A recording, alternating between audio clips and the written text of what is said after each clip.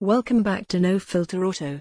Today, we're dialing into the origin story of an American legend that wasn't born from practicality, but from pure desire.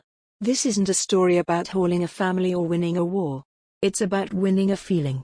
The year is 1955. In Europe, sports cars are light, nimble, and sparse. In America, they are non-existent. Until Ford, looking at the Chevrolet Corvette's initial struggle, sees an opportunity not to copy, but to reinterpret. This is the 1955 Ford Thunderbird. Not a sports car. A personal car. And with that one word, it created an entirely new class. Let's set the scene. Post-war America is booming, and a new kind of buyer is emerging, the successful individual who wants something expressive, something just for them. The Thunderbird arrives not as a stripped-down racer, but as a rolling statement of refined taste. It had 2 seats, yes, but it also had a standard V8 engine when the Corvette had a 6. It had roll-up windows, optional power accessories, and elegant, understated styling. The hook wasn't raw performance, it was sophisticated performance. It was the sports car, American style, comfortable, powerful, and dripping with class. But here's the no-filter truth under that classic silhouette. That standard engine was a 292 cubic inch Y-block V8, making 193 horsepower, healthy for the time. You could option the 212 horsepower version. This was a car that moved with authority, not anxiety. It was quicker than the Corvette, but its magic was in how it delivered that speed. The ride was firm but civilized. The interior, with its full dashboard and aircraft-inspired switches, felt luxurious and intimate. The appeal was this perfect, seamless blend, the excitement of an open-top 2-seater, married to the comfort and effortless power of a fine American sedan. You could take it on a date to a nice restaurant without feeling like you'd just run a rally. Now, let's talk about the pure, unfiltered experience. Dropping into that low-slung cockpit, you're surrounded by chrome-ringed gauges. You grasp the large, thin-rimmed steering wheel. The view is over a long, pointed hood adorned with a simple, elegant hood ornament.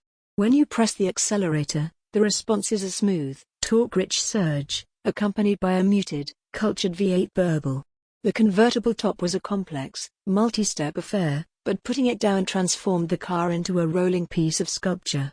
It was sensory pleasure, not sensory assault. It was about the feeling of the sun and the sound of the wind mixing with that smooth jazz of an exhaust note. Here's the reality of its genius.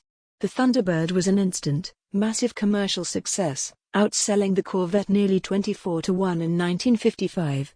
Why? Because Ford understood its audience. It wasn't selling a race car for the street, it was selling an escape pod for the upwardly mobile professional. It was practical enough for a weekend getaway, glamorous enough for a Hollywood premiere, and simple enough to be reliable. It hit a psychic sweet spot the competition didn't even know existed. So, the no-filter comparison. It has only one true rival, the Chevrolet Corvette. But they weren't even playing the same game. The 1955 Corvette was a fiberglass-bodied weekend toy, still finding its feet. The Thunderbird was a polished, steel-bodied personal statement. The Corvette appealed to the budding enthusiast, the Thunderbird appealed to the connoisseur. One was a blue jeans kind of fun, the other was a sports jacket and tie kind of fun.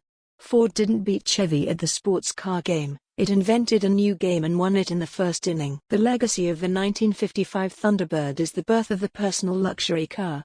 It proved that performance and pampering could coexist. It showed that America's idea of a special car didn't have to be Spartan.